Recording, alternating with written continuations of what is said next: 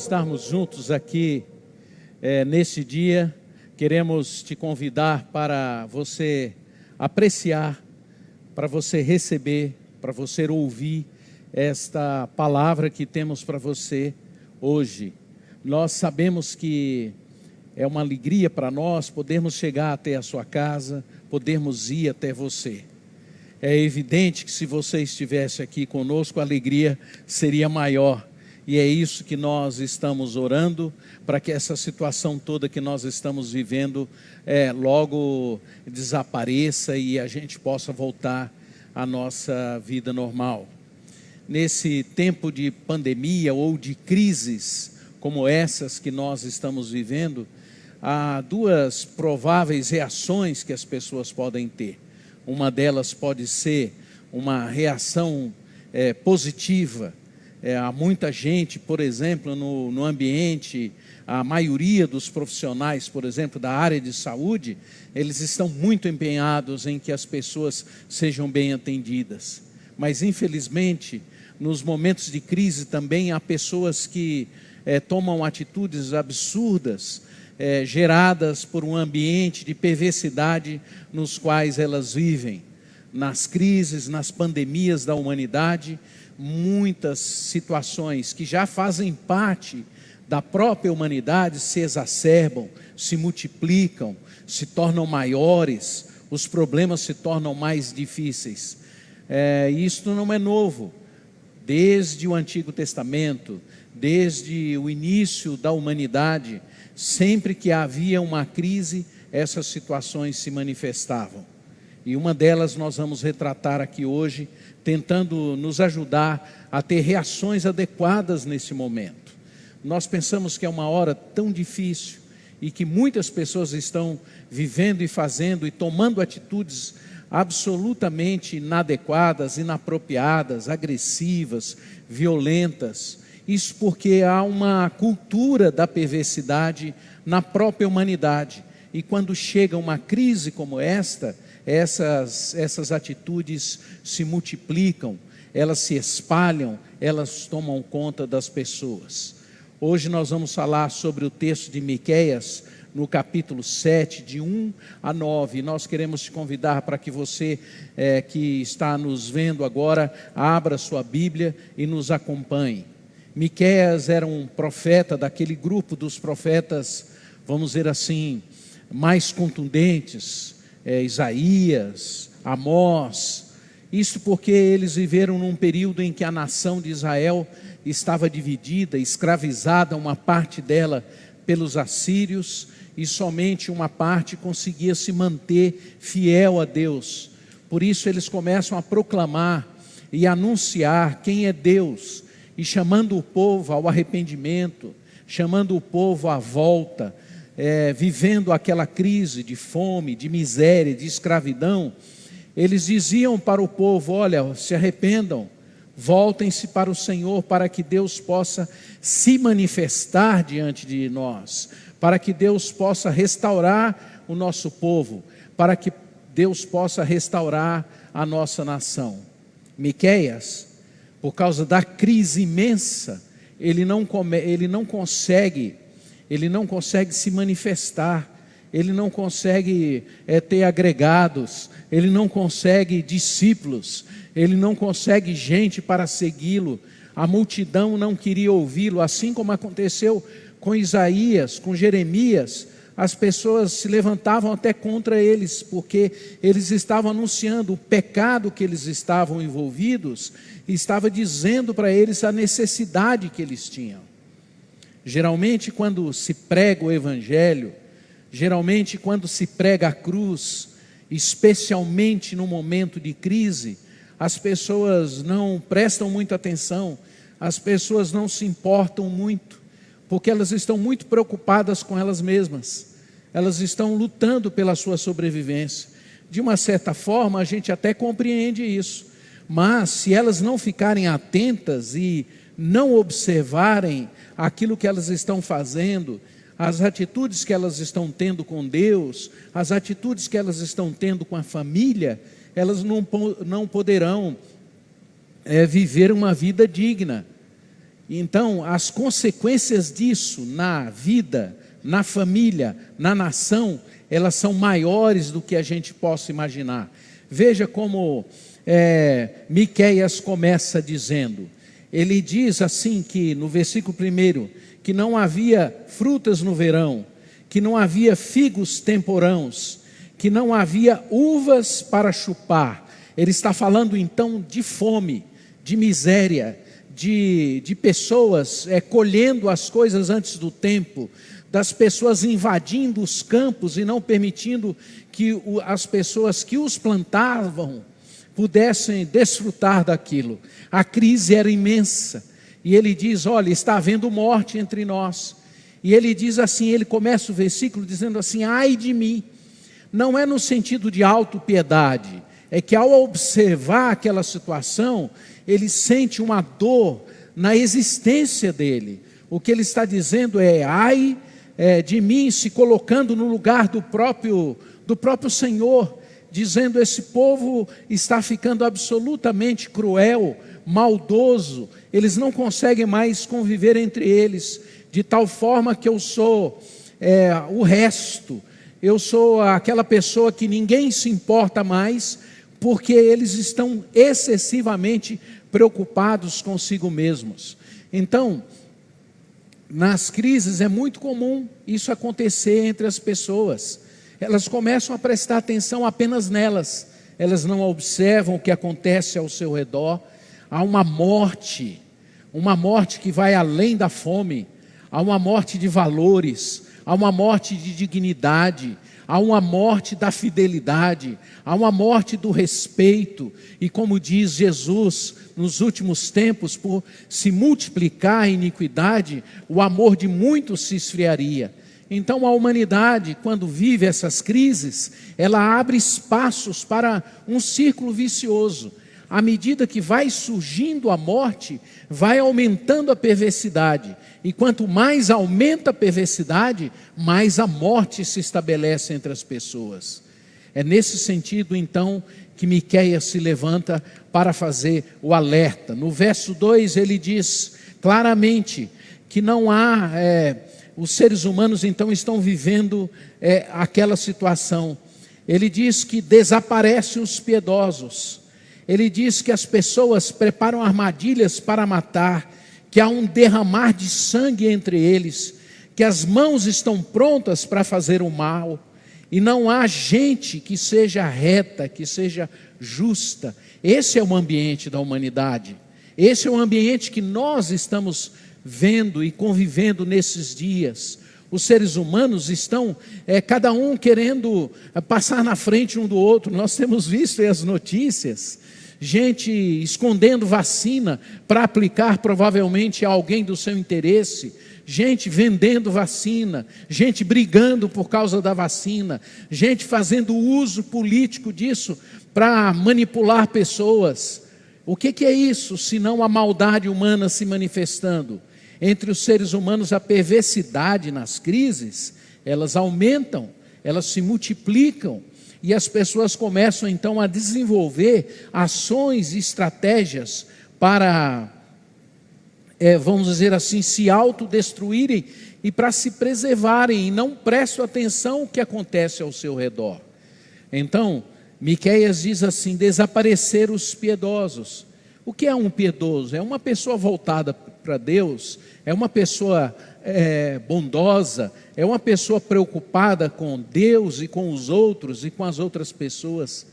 E o que nós estamos vendo na humanidade? Ninguém se importa, ninguém está interessado na vida do outro, ninguém está preocupado com Deus, ninguém está se voltando para Deus e buscando a Deus. As pessoas estão cada vez mais distantes e longe de Deus. Há um ambiente de perversidade que está predominando, que está avançando nesse tempo de pandemia, e eles estão muito presentes nos noticiários, gestos que a gente não consegue entender e compreender como a gente vai chegando numa situação dessa, de pessoas ludibriando, enganando, ocupando leitos quando não deveriam, comprando leitos quando deveria ser aquele leito daquele que está passando por uma maior necessidade.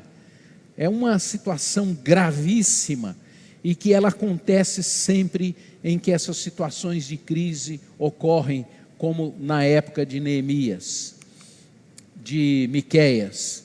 Entre os governantes, então, essas situações de crise favorecem ao surgimento de determinadas situações. Ele diz, Miqueias, que o príncipe exige condenação, ou seja, ele tinha os inimigos dele, e ele exigia que aqueles inimigos fossem condenados. Ele diz que o juiz aceita suborno, ele diz que os poderosos impõem seus desejos.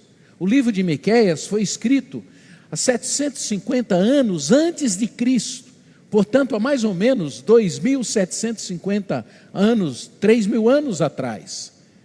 Parece que nós estamos lendo os dias de hoje. Esse é um ambiente entre os que nos governam. Essas são as atitudes que nós vemos nessa sociedade, neste governo que está preservando aí há 20, 30 anos, 40 anos, sempre com as mesmas atitudes. Isso não é novo, isso já tem mais de 3.000 anos que isso se manifesta. Porém, quando vem a crise, como na época de Miqueias, essa situação se multiplica. Essa perversão da maldade, ela acontece nesse mundo político, nesse mundo que deveria estar a favor do mais pobre, que deveria estar a favor do injustiçado, que deveria estar a favor daquele que está em sofrimento. É por esta razão que Miqueias se levanta, é porque ele vê a situação do povo, e o povo naquele desespero, na necessidade de sobreviver, eles não se dão conta que eles estão sendo enganados, ludibriados e passados para trás. Mas isso não acontecia só entre os governantes, nos relacionamentos sociais. Miqueias diz que que não havia mais amigos em quem se confiar, que agora entre eles, o que havia o melhor entre eles era como um espinheiro, que o mais reto era pior do que uma sebe, e que entre eles havia castigo e confusão. Entre as pessoas que convivem num tempo de pandemia, as emoções se exacerbam, os amigos vão se afastando, porque à medida que as pessoas vão entrando em crise, vão adoecendo, vão entrando num processo de dor, vão ficando poucos ao redor dele. Esse é um fenômeno humano por causa da natureza pecaminosa do homem. Mas nas crises isso aumenta muito mais. Os amigos desaparecem, os amigos não se fazem mais presente. E o melhor entre essas pessoas, diz o texto, quando você começa a conviver com as pessoas, o melhor deles, quando você os abraça, é como um espinheiro, eles te ferem. Ele diz que o mais reto é pior que uma sebe. Sebe era uma cerca. Ele está dizendo que à medida que você se aproxima, há um impedimento, há uma parede que não permite você se aproximar mais da pessoa, e elas te ferem. Este é o mundo que nós estamos vivendo. Há muita gente disposta a ferir ao outro, para mantê-lo à distância, para mantê-lo longe, para não se interessar por ele. Nas crises isso aumenta.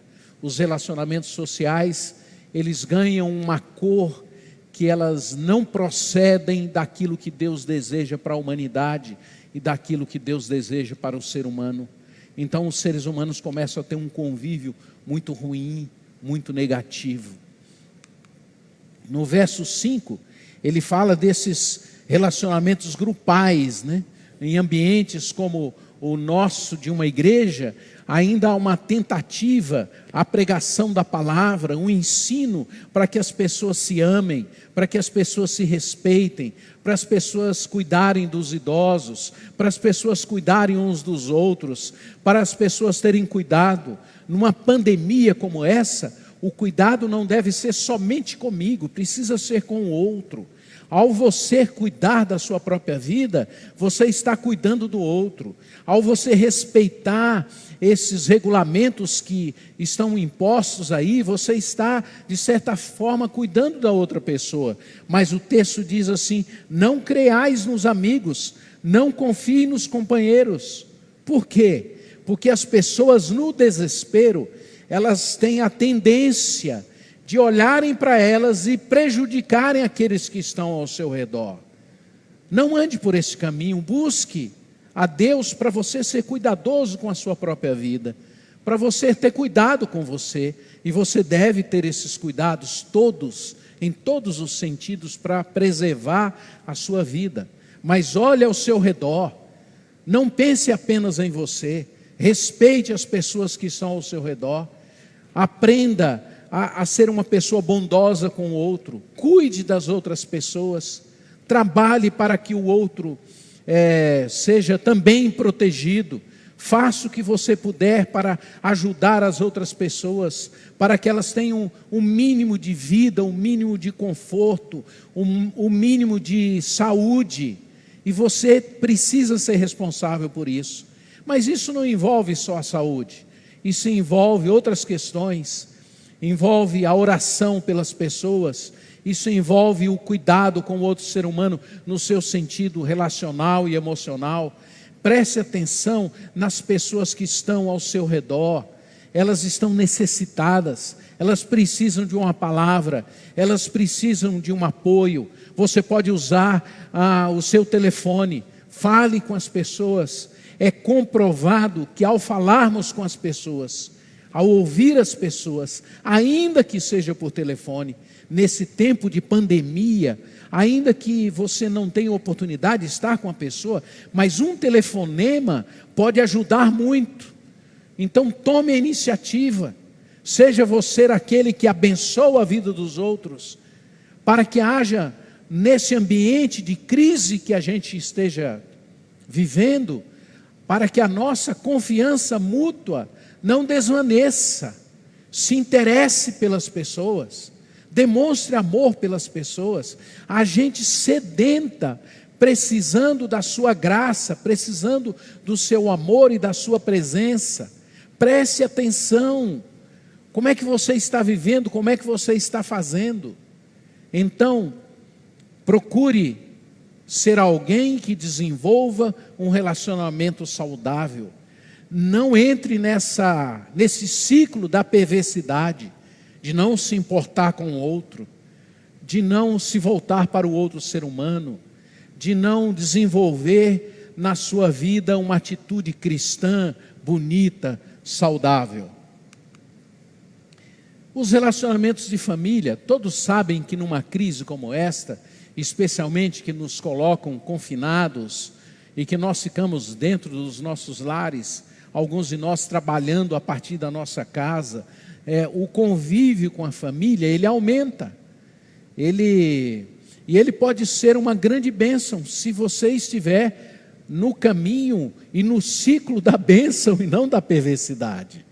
Mas se você permitir, se você não procurar a Deus, não tiver a reação correta, o que vai acontecer é que nesse ciclo de perversidade vai se estabelecer ao seu redor um ambiente de morte e destruição dos relacionamentos familiares, o que causa muito mal por gerações. Por isso, preste atenção no que Miqueias diz. Ele diz que na sua própria casa estão os inimigos. Ele diz que as pessoas no convívio, eles deveriam silenciar em casa, porque na própria casa poderia estar o inimigo. Ele diz que uma filha se levanta contra a mãe. Ele diz que o filho despreza o pai. Ele diz que a nora se levanta contra a sogra. E ele diz que a alegria vem na queda do outro, no versículo 8. Então, nos ambientes familiares, numa crise como essa que nós estamos vivendo, É muito comum a gente viver esse tipo de experiência e esse tipo de problema, essas dificuldades familiares que provavelmente já estavam enraizadas, que já estavam propostas, que já estavam, vamos dizer, latentes. Agora, quando chega a crise, ela começa a se manifestar, ela começa a vir, ela começa a alcançar as pessoas. E as pessoas, por não saberem o que fazer, ou por não conhecerem, ou por permitirem que a sua dureza de coração se manifeste, elas começam a ter problemas, elas começam a ter lutas, elas começam a ter conflitos, e os conflitos se exacerbam. Todos nós estamos acompanhando os meios de comunicação e vendo as coisas mais absurdas que estão presentes no ambiente de muitas famílias nesse período de crise.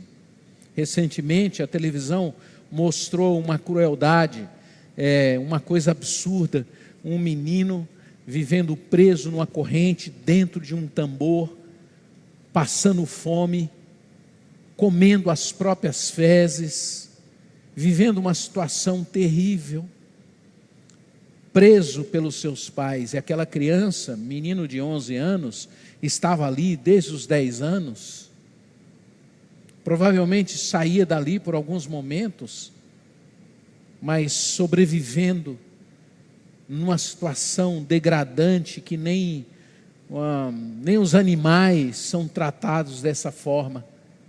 E aquela criança, então, quando os policiais chegaram e ele percebeu que o seu pai ia ser preso, ele pediu aos policiais e disse assim: não prenda o meu pai, ele é bom. É chocante a gente perceber como a natureza humana chega a níveis de crueldades como esse.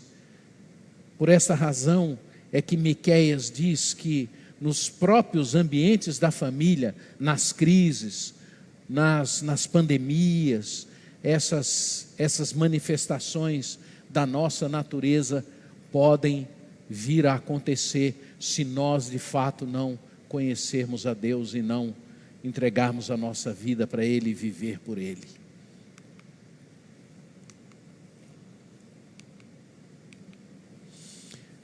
As reações que Deus espera no ambiente de perversidade, nesse ciclo de perversidade, as reações que Deus espera são reações absolutamente centradas na pessoa de Cristo e na pessoa de Deus.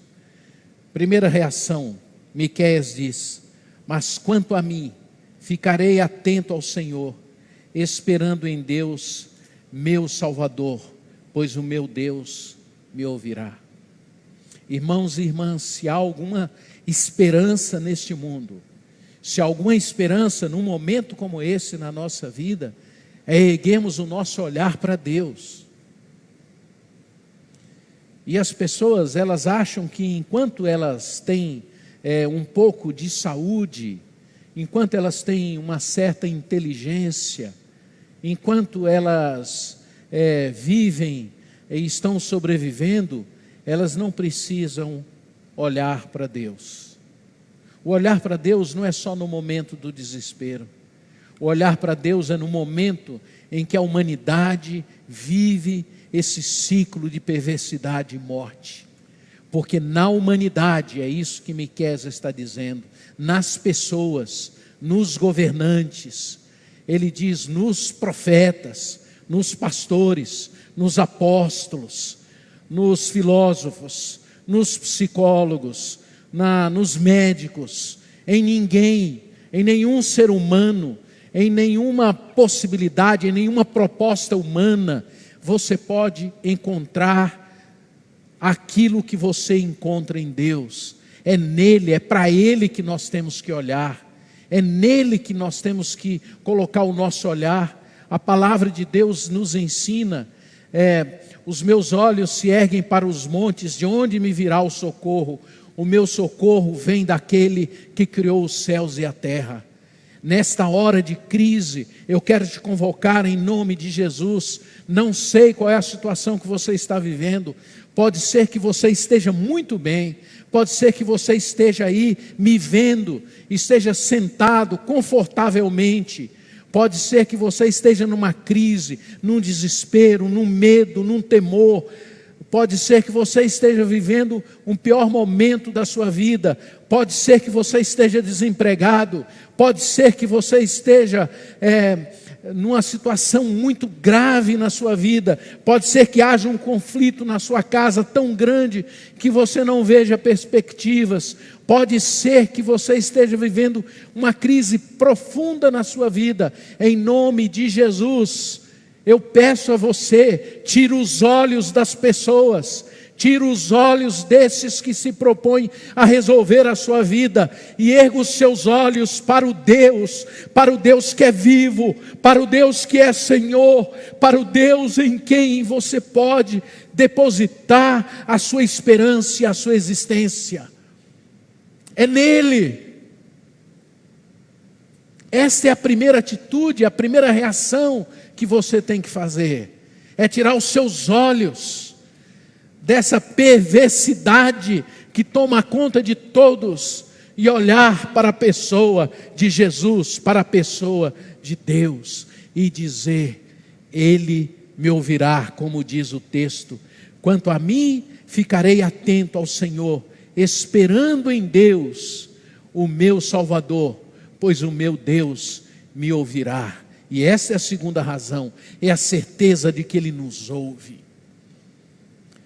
Muitas pessoas, elas não se dão conta do quão importante é elas falarem com Deus, do quão significativo elas abrirem o coração para Deus, do quão importante elas terem conversas, fechar a porta do seu quarto e conversar com esse Deus que inclina os seus ouvidos para nos ouvir. A palavra de Deus diz no Salmo 34, busquei ao Senhor e Ele me ouviu e livrou-me de todas as aflições. É com Deus que você tem que falar. Na Bíblia há muitas histórias de pessoas que buscaram a Deus e Deus as ouviu, mas uma das mais importantes, pelo menos para mim, daquelas que eu considero das mais significativas, é a história de Ana, e muitos de vocês conhecem essa história. Ana era casada com Eucana, e ela era estéril, mas ela era a mulher que Eucana amava. Naquela época era permitido, quando a mulher não podia dar filhos, eles podiam ter uma outra mulher para tentar engravidar e ter filhos. Então Eucana assumiu a vida e assumiu uma segunda esposa chamada Penina.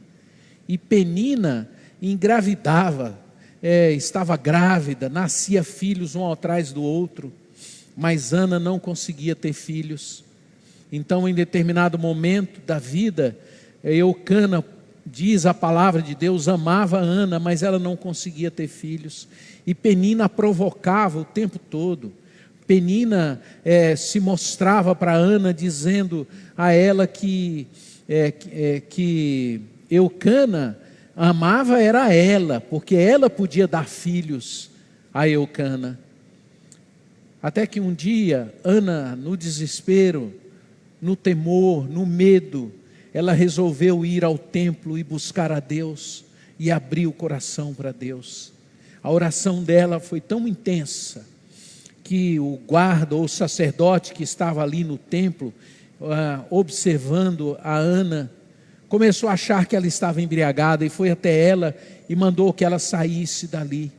E ela então contou para o sacerdote: não, meu senhor, não, eu estou aqui orando ao meu Deus, eu estou abrindo o meu coração para Deus, eu estou dizendo para Ele da minha angústia, do meu fracasso, da minha dor, da minha dificuldade de não poder ter um filho.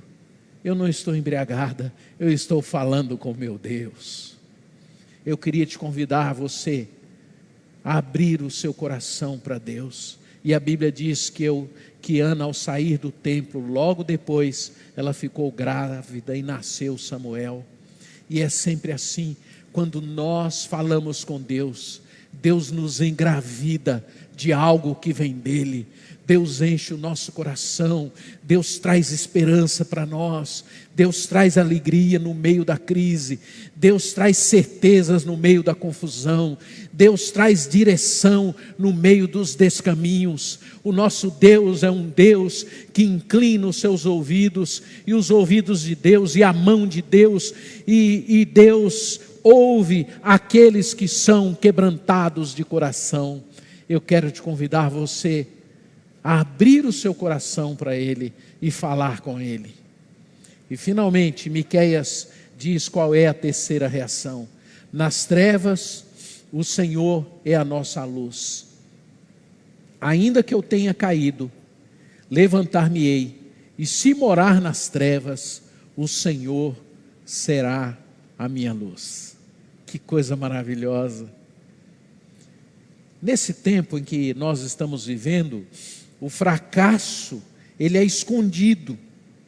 As pessoas não têm a possibilidade de mostrar sequer a sua própria humanidade. Os pastores escondem a sua humanidade do púlpito. Eles querem vender uma imagem, como se eles não tivessem dificuldades, não tivessem problemas, não tivessem lutas, não tivessem conflitos familiares, não tivessem problemas. Então ficam vendendo uma imagem para você. Eu quero que você saiba, você que está me vendo, que não há perfeição na vida de nenhum ser humano, nenhum pastor, nenhum apóstolo, nenhum bispo, nenhum cardeal, nenhum desses que se colocam aí como sendo o suprassumo da divindade. Não existe. Nós somos seres humanos e nós temos fracassos, nós temos lutas, nós temos dificuldades, nós temos conflitos, e assim é com todos os seres humanos, com as pessoas que se cercam. Quando vem esses momentos de crise, de perversidade, existe um grupo de pessoas que se alegram com o fracasso do outro, que se alegra com a perda do outro, que se alegra pelo fato do outro viver um momento difícil.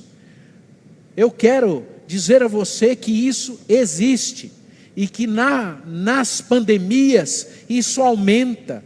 As pessoas celebram o fracasso do outro, o fracasso na família, o fracasso profissional. Esse é o ambiente da humanidade. Então Miqueias se levanta e diz: quanto a mim, olha, vocês que estão fazendo parte dessa torcida do fracasso, eu quero dizer a vocês que eu confiarei no meu Deus e Ele vai me levantar. Eu não sei o que você vive, eu não sei qual é a dor, como já disse, que você sente, eu não sei qual é o sentimento de fracasso que você tem, eu não sei o que você está passando na sua vida, mas eu sei que se você olhar para o Senhor e quebrantar o seu coração diante dEle e buscá-lo, a palavra de Deus diz que Ele te levantará, Ele vai te colocar de pé, Ele vai te fazer andar de cabeça erguida, Ele vai te fazer viver uma vida digna, porque a graça dEle é que vem sobre a nossa vida e sobre as nossas dificuldades e fracassos. Ele diz mais: se morar nas trevas, o Senhor será a minha luz. Morar nas trevas é estar num ambiente difícil, é estar num ambiente pesado, é estar andando e vivendo no meio desta pandemia, é estar vivendo num ambiente maldoso deste mundo que nós estamos vivendo, desta humanidade maldosa, desta humanidade agressiva, violenta. Andar nas trevas e morar nas trevas é viver nesse tempo de pandemia e saber que nós temos um Deus que nos conduz, que nos dirige. A palavra luz na Bíblia, ela está sempre relacionada com justiça, ela está sempre relacionada com retidão, ela está sempre relacionada com direção, com rumo, com proposta de brilho diante dessa sociedade cheia de trevas. O que Miqueias está dizendo é exatamente isso. Ainda que haja trevas, ainda que eu esteja vivendo num lugar, num ambiente perverso, na minha vida haverá a luz, a presença de Deus, e eu vou andar com Ele, viver com Ele e ter a mão dEle me conduzindo pelos seus caminhos. Eu quero te convidar para que você agora, nesse instante, coloque a sua vida diante de Deus. Não importa o que você esteja vivendo, não importa o que você esteja passando, não importa que as pessoas estejam ao seu redor não acreditando, não confiando, não importa. Agora é hora de você se olhar para Ele, é hora de você buscá-lo para que Ele possa te ouvir, e é hora de você saber que você, como filho de Deus, que crê em Jesus, que confia nele, Ele vai estar com você, como Ele promete, como Ele já disse: se vocês me amarem e obedecerem a minha palavra, o Pai os amará, e eu e o Pai viremos e faremos morada dentro de vocês. Não há nenhuma possibilidade de Deus habitar o coração de um homem e ele não ser um homem vitorioso pela graça e pelo poder de Deus. É nele que nós encontramos o caminho e a possibilidade de uma vida digna e saudável no meio da perversidade e no meio da morte. Vamos orar. Senhor, nós pedimos agora para que o Senhor venha em nome de Jesus, e no meio desta confusão que a humanidade tem vivido, no meio desse conflito que muitos estão vivendo nas suas famílias, no meio de muitas nações que têm sido dominadas e escravizadas por governos injustos, por governos maldosos, por governos que olham apenas a si mesmos e apenas interessados em poder. Senhor, no meio dessas trevas que nós temos vivido neste último ano, trevas tão densas, nós pedimos, nós clamamos que o Senhor venha e visite os teus filhos e as tuas filhas, que o Senhor venha ao encontro daqueles que estão passando por dificuldades, por lutas, daqueles que estão enfrentando esta doença, daqueles que estão com seus familiares nas filas dos hospitais, daqueles que estão, Senhor, com seus familiares já sem esperança do ponto de vista médico. Senhor, em nome de Jesus, nós olhamos para Ti e em Ti colocamos a nossa esperança, a nossa fé, a nossa confiança. Senhor, nós clamamos pelos nossos irmãos e irmãs que estão passando por essa luta do ponto de vista da saúde, e pedimos em nome de Jesus que o Senhor venha ao encontro deles, que cada célula seja recuperada, tratada, curada. Senhor, nós olhamos e oramos e clamamos em nome de Jesus por aqueles que estão em dor, por aqueles que estão passando por dores nas suas emoções, por perdas, por conflitos, por não terem soluções para os seus dramas familiares.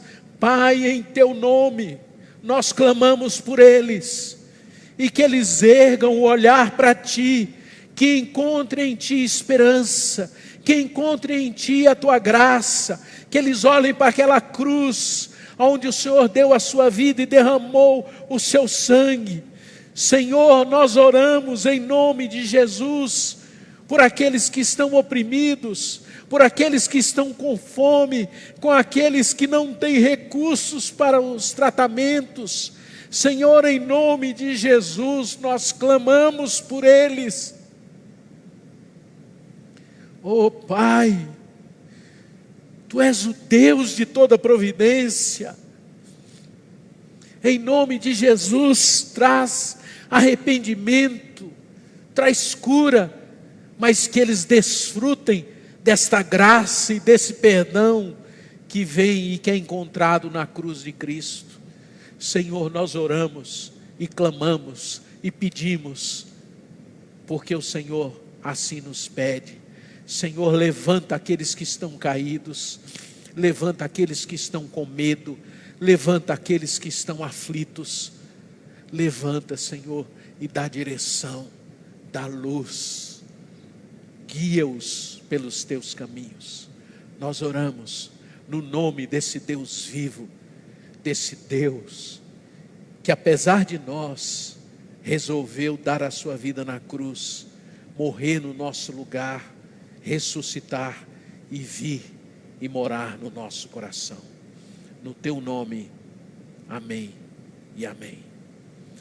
Vamos ouvir uma música e trabalhar com ela o nosso coração agora. Ouça como sendo a sua resposta ao que você ouviu nesta manhã.